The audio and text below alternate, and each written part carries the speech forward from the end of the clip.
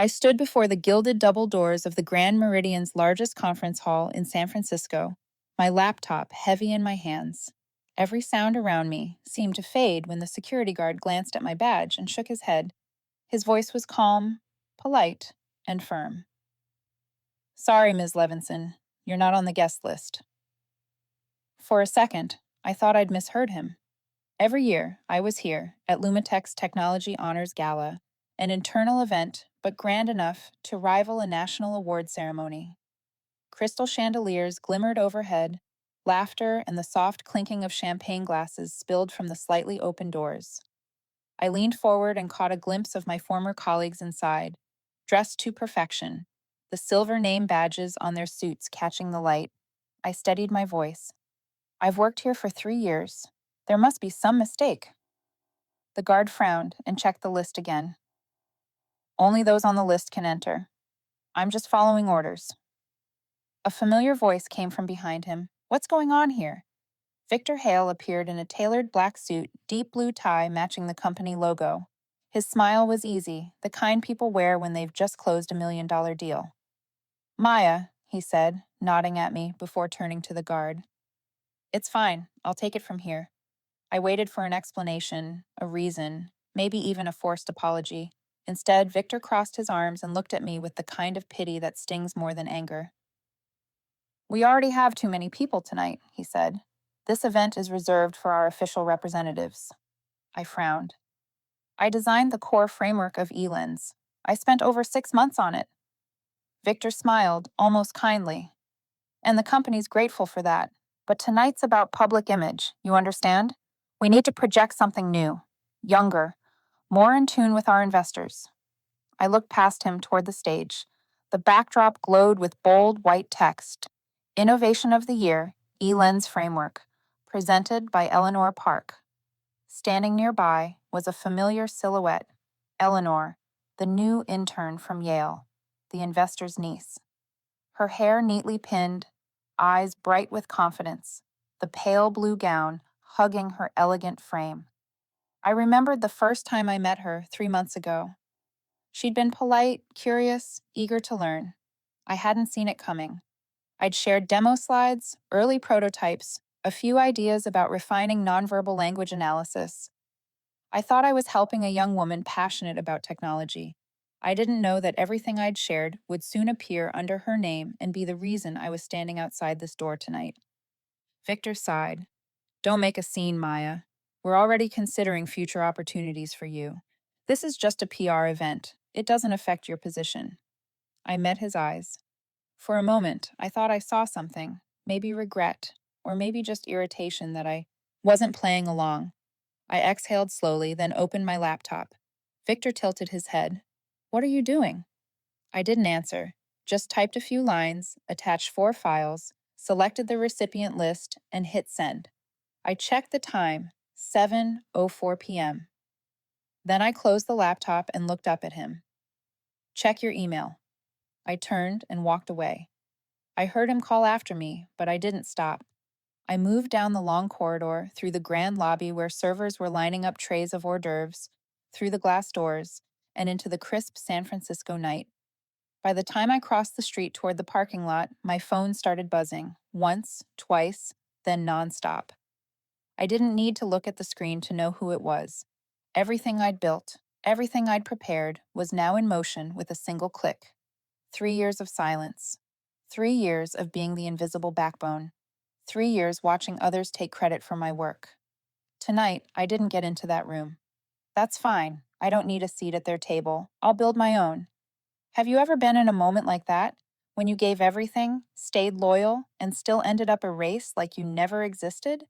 If you're still listening, thank you. Maybe you know that feeling, the quiet ache of watching someone else stand on a stage, soaking in the applause for something you created in silence. I'd love to know where you're listening from. On your way home, over your morning coffee, or in the middle of a sleepless night, holding back stories of your own. Leave a comment. And if you believe in quiet revenge, the kind that doesn't scream, just clicks at the right moment, hit subscribe.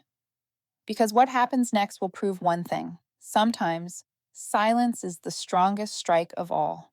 My name is Maya Levinson. I was 31 that year, and people called me a great engineer who didn't know how to play politics. To them, that was a flaw. To me, it was a backhanded compliment.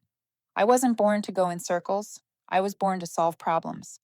I grew up in the northern suburbs of Seattle. Our house was small, tidy, filled with books and the warm light of desk lamps. My father had been a software engineer at a major tech company until the day he was fired for reporting that his manager had stolen his idea.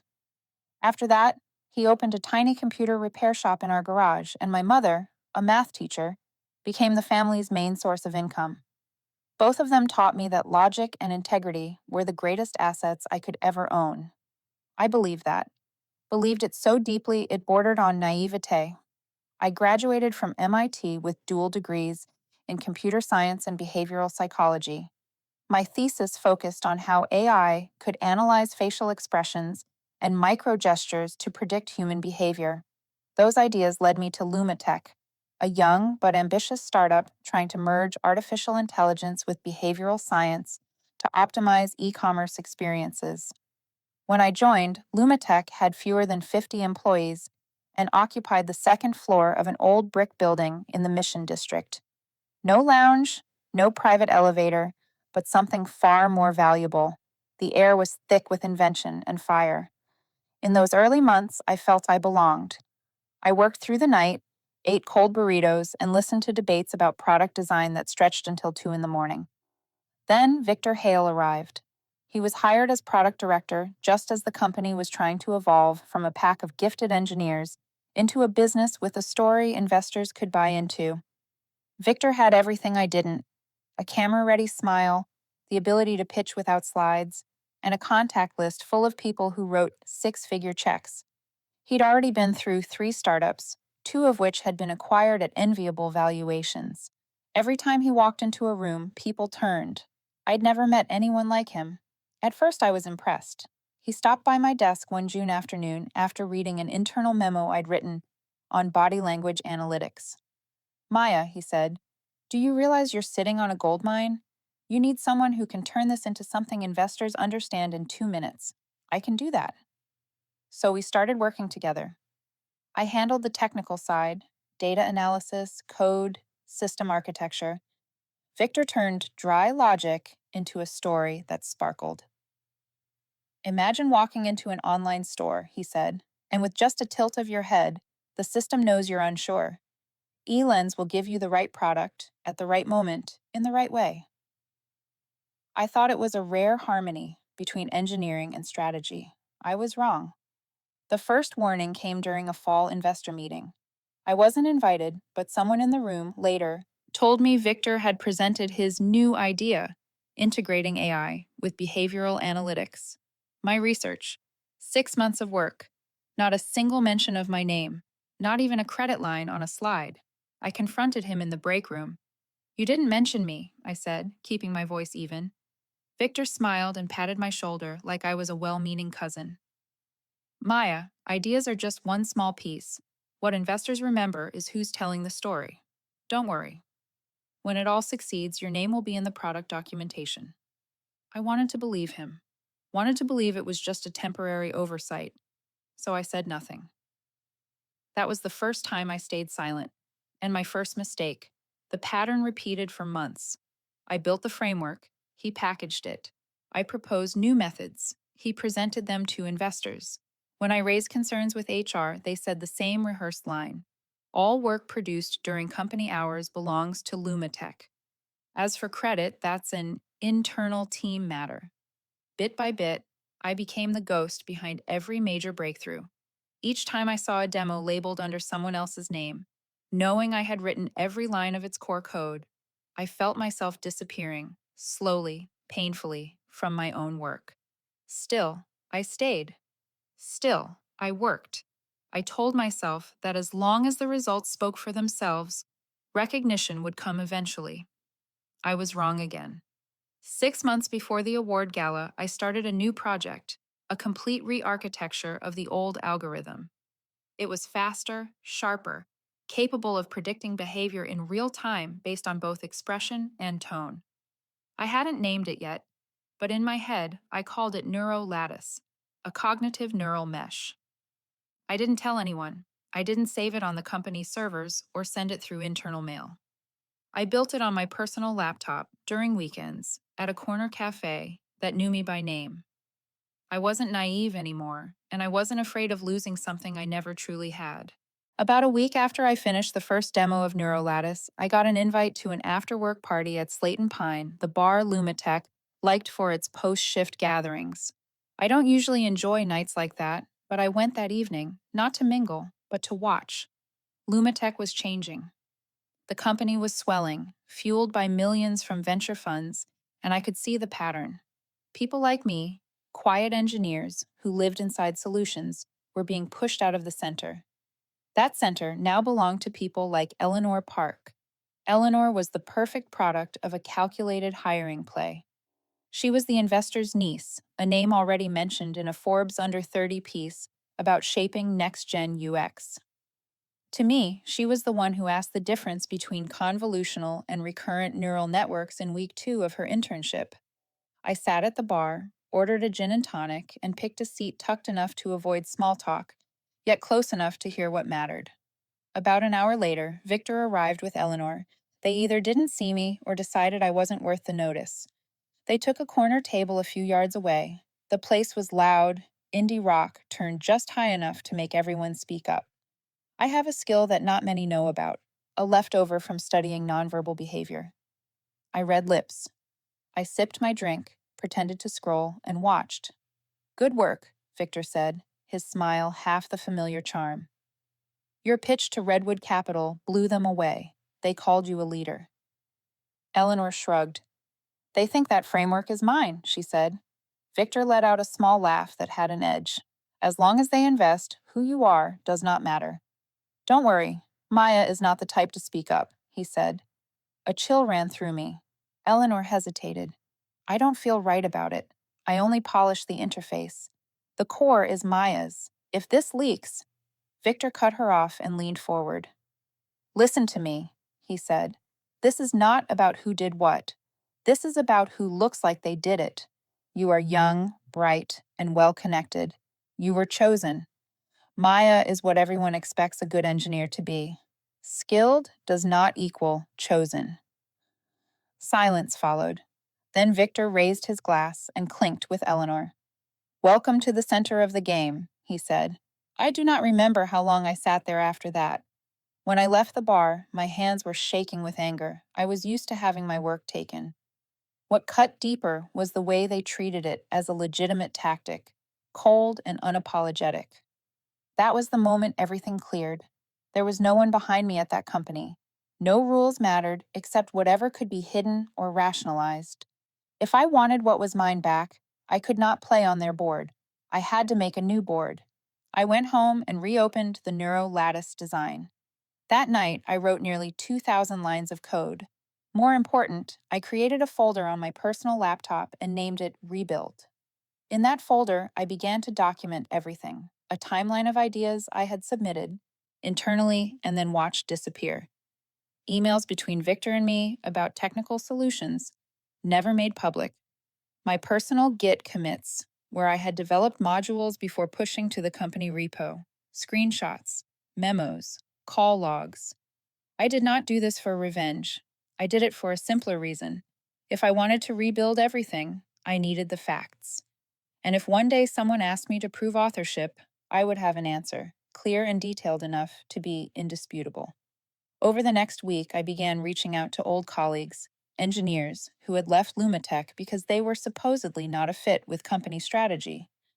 I met some at coffee meetups, called others. Their stories echoed mine. Hard work, valuable creations, then sidelined when the product succeeded. One of them, Dorian, used to lead the UI team. He told me Eleanor had asked him to rewrite a visual mapping routine that I had proposed in an internal doc. She asked for a demo to learn how it worked, then used that demo to present to the board 2 weeks later. Pieces fell into place, and when assembled, they revealed a pattern. Not just my story, a system. A selection mechanism that allowed only a certain type of person to take a seat at the table while the rest fueled their victories. Every system has weak points. Neurolattice, if developed the right way, would expose those cracks. I was not alone anymore, and they had no idea where I was rebuilding from. 3 weeks after that night at the bar, I sat in a quiet cafe in Soma, the kind of place where young startups meet before they can afford real offices. In front of me was an open laptop showing a pitch deck, a half finished cold coffee, and a woman I never thought I'd have the chance to meet. Her name was Ingrid Rousseau, one of the founding partners of Vantix Capital, a venture firm known for spotting and funding breakthrough technologies before the rest of the world even noticed them. She was the one who'd invested in the company behind the machine learning model for market risk analysis, long before Goldman Sachs bought it for over $100 million. In other words, Ingrid could see the future hidden inside lines of code. I met her through Dorian. After leaving Lumitech, he'd once pitched a project to Vantix. It didn't go through, but he kept the connection. When I told him about Neurolattice, he asked, "Have you ever thought about starting your own company?" At the time, I hadn't. But sitting at that cafe table, I said for the first time, "Yes, I'm ready." Ingrid watched my presentation without blinking. I explained how Neurolattice wasn't just a behavioral AI. It was capable of adapting to emotion, creating an almost subconscious dialogue between humans and machines. More importantly, I showed her that it wasn't a single algorithm, but an entire ecosystem.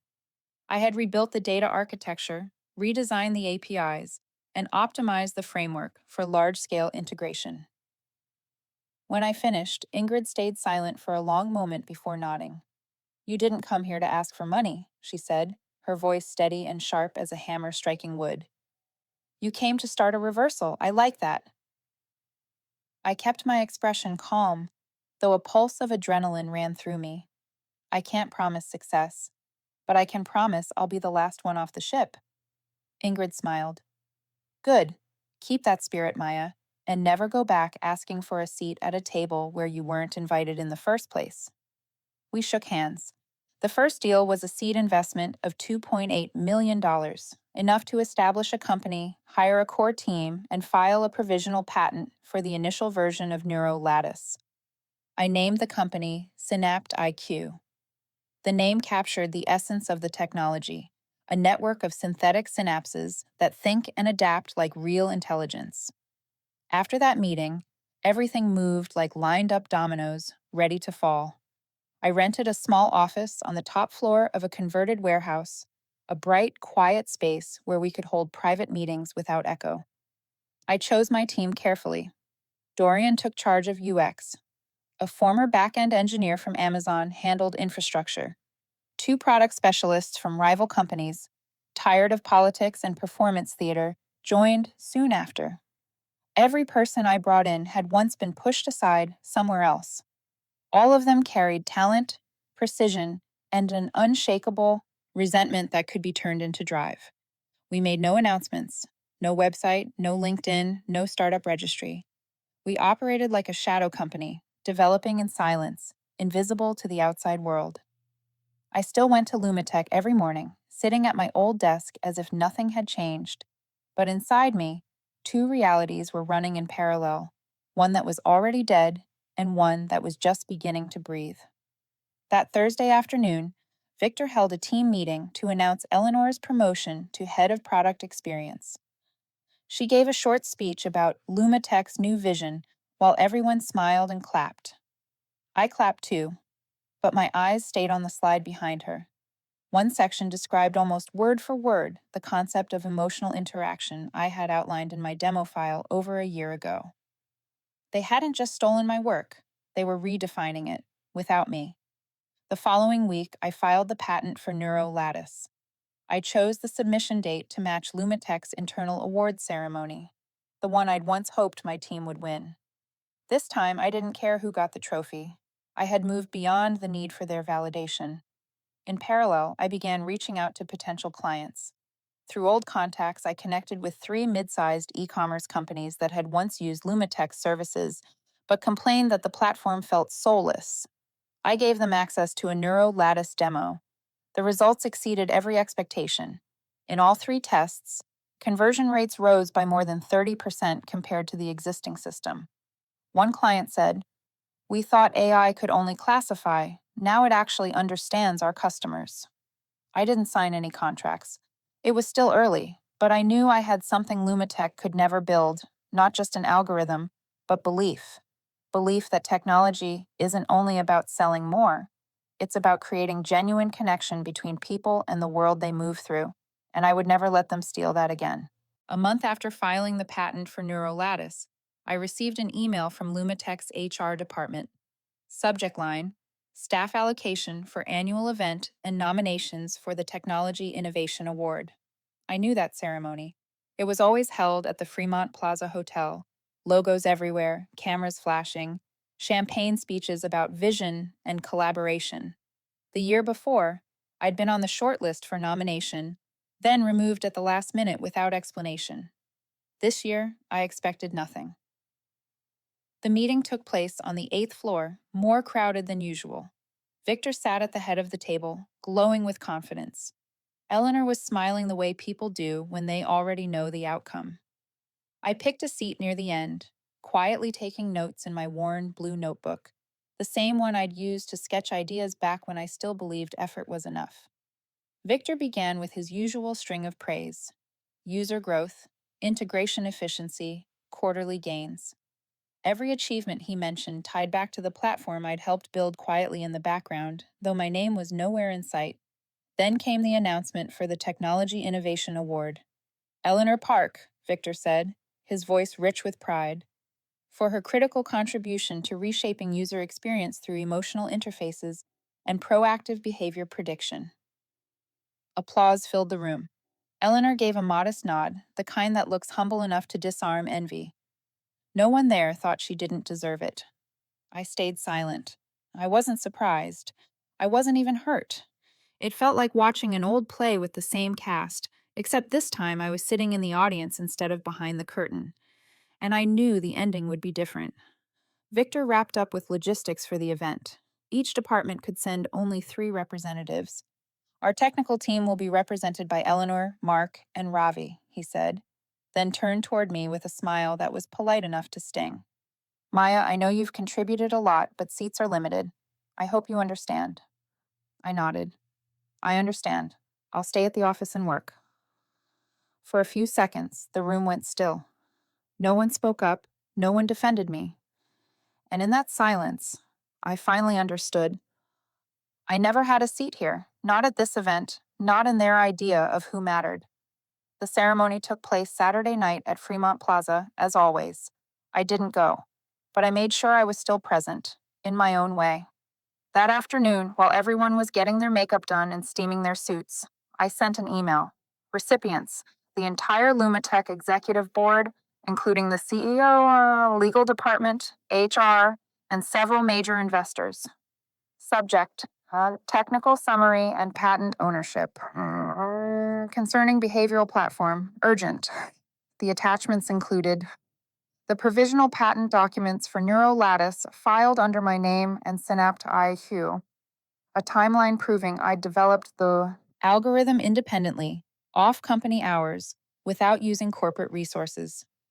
A list of 7 potential clients who had signed NDAs with Synapt IQ, confirming interest in the product. A clear statement: any platform replicating or incorporating structures from Neurolattice would face immediate legal action. Once the message was sent, I shut down my laptop, stood up, and walked out without looking back.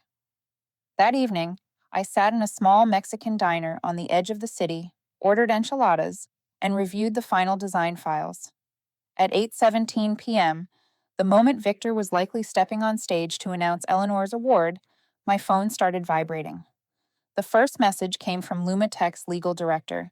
We need to talk. Then Victor. What did you just do? Then Eleanor. Maya, can we please talk? I didn't reply. I just looked at the screen, smiled faintly, and went back to eating. The next morning, I didn't go to Lumitech. Instead, I went to the Synaptic office, the one with my name etched in small letters on the glass door. The team was already there. Dorian placed a laptop on the table, showing an email from one of our potential clients. We're ready to move forward with the pilot contract under the agreed terms. I nodded. Sign it, it's time. We spent the entire day finalizing paperwork, sending out updates for the demo platform, and confirming legal coverage with our IP attorney. It didn't feel like victory. It felt like breathing with my own lungs for the first time. That afternoon, as sunlight poured through the small office windows, I realized something. I might not have stood on their stage, but I had built one of my own, and this time the seat at the center of the table belonged to me. 3 days after I sent that email during the award night, my phone wouldn't stop vibrating. The caller wasn't someone from legal, as I'd expected. It was someone far less likely, Vincent Hale, the senior executive director. He rarely dealt with the engineering floor, let alone came down to it. He said he wanted to meet in person to discuss the overall situation and clear up some misunderstandings. I agreed, but not at Lumitech's headquarters.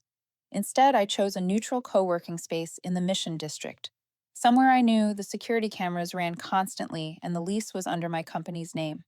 No more gray zones, no more off-record deals. Vincent arrived on time. Gray suit, no tie, eyes sharp, but shadowed from sleepless nights. He still carried that controlled coldness, the kind that measured every move in terms of cost and benefit. "We don't want this to escalate," he began, his voice calm but clipped. "Your email has complicated things." I sat upright, making no effort to sound polite. Complicated is the softest word I've heard for being robbed of 3 years of work. He gave a small nod, acknowledging something without truly admitting fault. "I'm here to ask, are you really walking away, leaving everything you built at Lumitech?" "That's not what I built, Mr. Hale. What I built was taken, renamed, and handed to someone else. What I'm building now is intact and growing faster than ever." He studied me for a long moment. "Then what is it you want?" "Nothing," I said evenly. "No demands, no negotiations. I'm simply reclaiming what's mine, legally, intellectually, and ethically." He let out a thin, humorless laugh. "Then you should know. If you launch this product, we'll have to respond. The company has resources, legal power, and connections strong enough to crush a startup before it gets off the ground." I stayed calm. "I have lawyers too, and a patent, and our first client has already signed.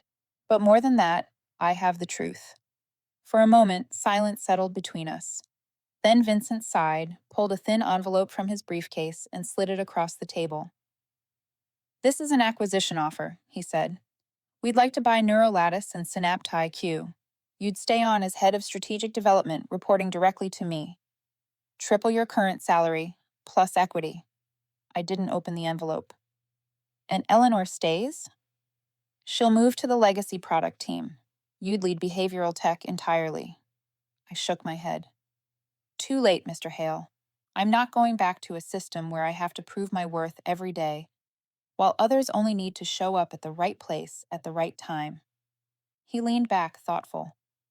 "You think you'll keep clients once they realize your startup lacks scale, funding for the next round, or credit assurance?" "They don't need assurances," I said. "They need results. And they've already seen my platform increase conversions by over 30% in 2 weeks, something Lumitech hasn't managed in 6 straight quarters." Vincent didn't argue. For the first time, he just sat there, silent. Maybe he realized the negotiation was already over. As I stood to leave, I said one last thing. "Next time you look for someone to lead innovation, choose the person who actually creates it, not the one who says the right things in a meeting." I walked out, closing the door behind me, feeling lighter than I had in years. For the first time, turning something down felt like progress. That night, while our team met to discuss hiring additional engineers and improving the machine learning module, Dorian got a message from a friend in Lumitech's marketing department. Eleanor had resigned. No announcement, no spectacle, just a sterile internal notice. I didn't feel triumphant or bitter. She'd been part of the same machine, smart, ambitious, but caught in a game she didn't invent. The next day, a video call came through from Ingrid Rousseau. She congratulated me for refusing the buyout and informed me that a new investment group, Ellison Ventures, wanted to join our pre-Series A round. That meant 6 more months of runway for Synapt IQ. enough to expand the platform, build a customer success team, and begin our push into the European market. Remember when I asked why you dared to leave a big company? Ingrid said with a knowing smile. Now I understand. You didn't leave, you leveled up. I smiled back because she was right. I hadn't left a company, I'd left a system that no longer deserved to keep me. And now I didn't need them anymore. They couldn't say the same. 2 months after my meeting with Vincent, Synapt IQ officially signed long-term contracts with 3 major clients in e-commerce and finance, companies that had once been with Lumatech. The news wasn't public, but inside the tech world, word traveled fast. People understood what it meant. A new wave was coming. We moved out of our small Mission District office into a larger space near South Park, an address that had once been the starting ground for several Silicon Valley legends. Dorian joked that location has its own kind of startup feng shui, and for the first time, I felt it too. The place didn't feel like a temporary hideout anymore. It felt like a real company. I started hiring, carefully, not by the length of a resume or the prestige of past employers, but by one thing: the look in someone's eyes. That spark of a person who'd been overlooked but never stopped creating. Meredith, an operations specialist once denied promotion at Lumatech for lacking leadership traits, now led all client integration projects. Ravi, a former software engineer who left Lumatech after his product was outsourced to a cheaper overseas team, became head of Synapt IQ's core systems group.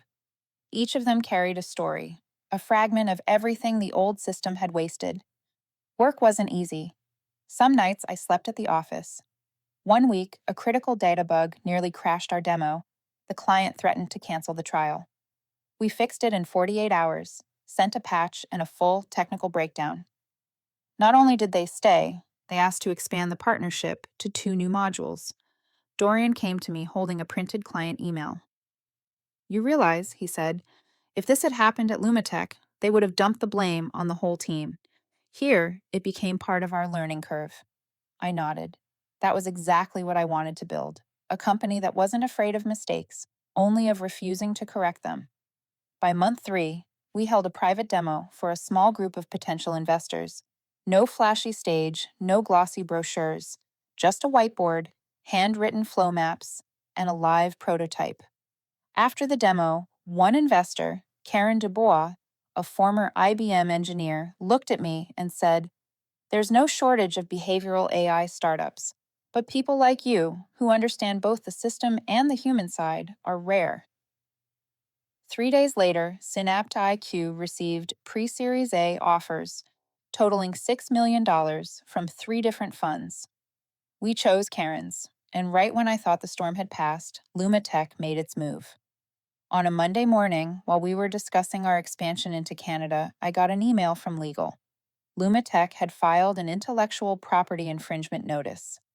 They claimed Synapt IQ was using algorithmic structures substantially similar to those developed at Lumatech and demanded we shut down Neural Lattice within 10 days or face legal action. I wasn't shocked. I'd expected it for months. Still, it felt like someone trying to break the wings I'd just learned to use.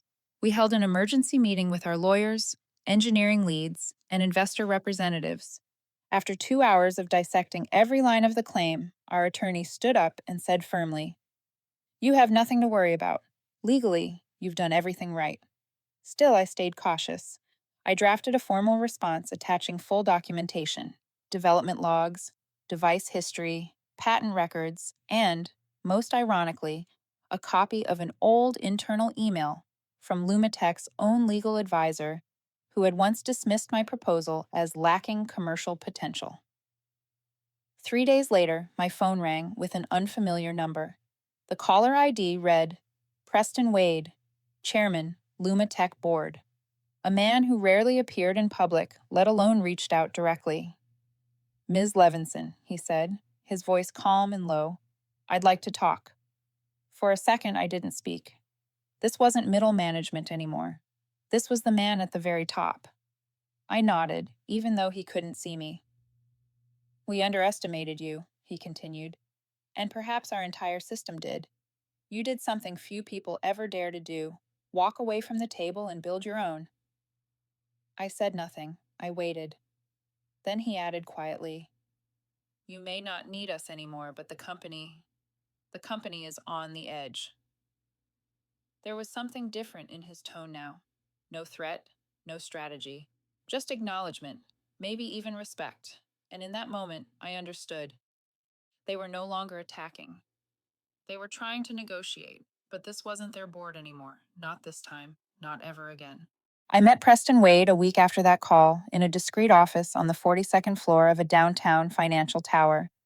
No company logos, no assistants, just him and me, sitting across from each other in a gray carpeted room lit by soft lamps, with an abstract painting behind him, layers of overlapping color, as tangled as the story between us. Many layers, many sides, nothing simple. "I'm not here to threaten you or to rescue anyone," he began, his voice steady, the tone of a man who'd survived too many boardroom wars to need theatrics. "I asked you here because if you keep going the way you're going, Lumatech won't be able to compete within 6 months. You know that." I didn't deny it. SynaptIQ's latest build of Neurolattice was already running pilot programs in 3 countries. Our platform wasn't just faster, it was learning faster, thanks to the reinforcement learning module Ravi had developed and the adaptive feedback system Meredith had designed. Lumatech, weighed down by layers of management and constant turnover, couldn't catch up if they tried. "You can maintain your pace," Preston went on, "but to scale globally, you'll need more than funding. You'll need legal infrastructure, international compliance, deployment networks, things that, whether anyone likes it or not, are still in our hands." I studied him. This was a negotiation, but not like Vincent's. No condescension, no attempt to dominate. He spoke like a man addressing an equal, an opponent, not a subordinate. "And what do you want in return?" I asked. "Nothing major," he said, a faint smile at the corner of his mouth. "We'd like to acquire 35% of SynaptIQ. No operational interference, no rebranding, just a strategic stake." I sat silent for a few seconds. On paper, it was tempting. 35% at our current valuation meant enough capital to open 2 international offices, double our staff, and accelerate rollout for the next 6 months. But I knew better. Money is never just money. It always comes with strings, some written, some invisible. "I need time," I said. Preston nodded. "I won't push. You've already won a major round, Maya. I just hope you're thinking about the long game." When I stepped out of the building, a light rain had started. Each drop against my shoulder felt like a reminder. In this world, every victory has a cost. That evening, I met with the leadership team and told them everything. Every word, no embellishment. Dorian spoke first. "This is what they do. When they can't outrun you, they buy you." Ravi tapped his fingers against the table. "But without new capital, our growth speed will cap out. Competitors are already watching us." Meredith stayed quiet for a while, then looked straight at me. "The real question is, what do we want to become? A startup that flashes and fades, or a company that endures because it kept its core intact?" Didn't answer right away. Not because I didn't know, but because I wanted all of us to answer that together. 3 days later, I returned to the 42nd floor.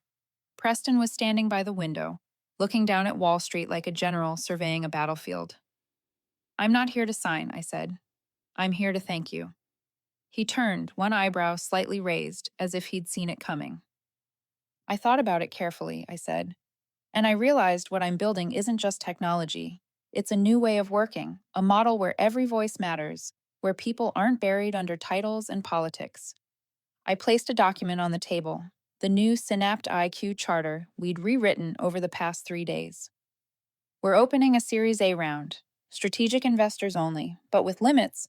No one can own more than 15%, and no one gets a board seat." Preston smiled faintly. "You're smart. Most people come here asking for money. Very few come here to protect their power." "I didn't come to ask," I said. "I came to make it clear. This world doesn't have just one table. And those of us who were once pushed away are building a new one." You're welcome to sit with us, not to lead, but to listen. He was silent for a few seconds, then extended his hand. I won't invest, at least not yet, but I'll be watching you, closely. When I left the office, a strange calm filled me, not because I'd turned down a lucrative deal, but because I hadn't traded myself to get it. A week later, Synaptai announced its Series A raise under the new charter. Within 3 days, we received more than 20 investment offers, including from 3 funds that had once rejected me back at Lumitech. We chose 2 partners, not because they offered the most money, but because they understood what we were building. We weren't looking for an exit, we were opening a path. And the same people who once shut us out were now standing outside, watching, waiting to see if this new table could stand. But I already knew. It wasn't just standing, it was growing. Every single day. Because it was built by the very people they once called the extras. A year after the night I was told to wait outside the door, I stood on stage as the keynote speaker at the largest behavioral technology conference in the country, held in Seattle. I didn't wear a suit. I chose a dark green sweater, the same shade as the walls at Synapt IQ's office, because I wanted to represent what we'd built, not what I'd walked away from. From the stage, I looked out at hundreds of faces: investors, researchers, industry leaders, and among them, a few people I used to work with, including Eleanor. She was sitting in the third row. She looked different now. The arrogance in her eyes had softened into something else, something that looked a lot like growth. I began my talk with a familiar line, this time with a quiet smile. "You can wait outside." A murmur rippled through the audience. I let it settle before I continued. That was what someone once told me, a year ago, when I stood outside a room where I thought I'd finally be recognized. But instead of waiting, I opened another door. And today, I'm not here to talk about revenge. I'm here to talk about building. I told my story, not to embellish, not to accuse. I never mentioned Lumitech by name, never said Eleanor or Vincent, because I'd learned that when you tell a story truthfully, people will recognize themselves in it, and they'll know exactly where they stand. I spoke about how we'd redesigned more than a platform. We'd redesigned a way of working, a company where every member owned a piece of what they built, where mistakes weren't punished, they were studied, where ideas didn't have to fight each other to survive. When I ended with the words, "The most powerful seat isn't the one someone gives you, it's the one you build with the people who believe in you," the room rose to its feet. 3 days later, I received an email from Eleanor. No excuses, no long explanations, just one sentence. "I was wrong. I don't know where it all began, but I know I stood on the wrong side. If you ever need help, even just someone to listen, I'm here." I didn't reply right away. I saved the message, not as a reminder of victory, but as proof that people can change if they're brave enough to admit they were wrong. That same week, Synaptai closed a partnership with a European firm, our first step toward expansion in Berlin. We now had over 50 full-time employees from 8 different countries, speaking 12 different languages, all sharing one: trust. I still arrived at the office first every morning. I walked the floor, checked in with the engineers, listened to the UX team's new ideas, and sometimes just made coffee with Dorian. We weren't the ones who left the old game anymore. We'd become the ones designing the new one. One quiet Saturday evening, I stood on our rooftop terrace overlooking the city. Across the river, I could see Lumitech's building. The lights were still on, still busy, but I felt no bitterness, no anger, just a nod to the past that taught me sometimes you have to leave to truly grow. I remembered the night I'd walked away from that award ceremony. The echo of that sent email still heavy in my chest. Back then, I had no idea what would come next. I only knew that if I didn't act, I'd stay the same, forever waiting outside. And now, I want to say this, not just for me, but for anyone listening. If you've ever been pushed away from the table, told you're not ready, not connected, not enough, remember this: you don't need their invitation. Build your own table, and one day, the same people who turned you away will ask for a seat. Just believe that what you're building matters. and keep building. We started with an email. Now we're rewriting the entire framework. And that table, the one I once dreamed of sitting at, is right here in this office. Not reserved for me, but for everyone who was ever told, you can wait outside.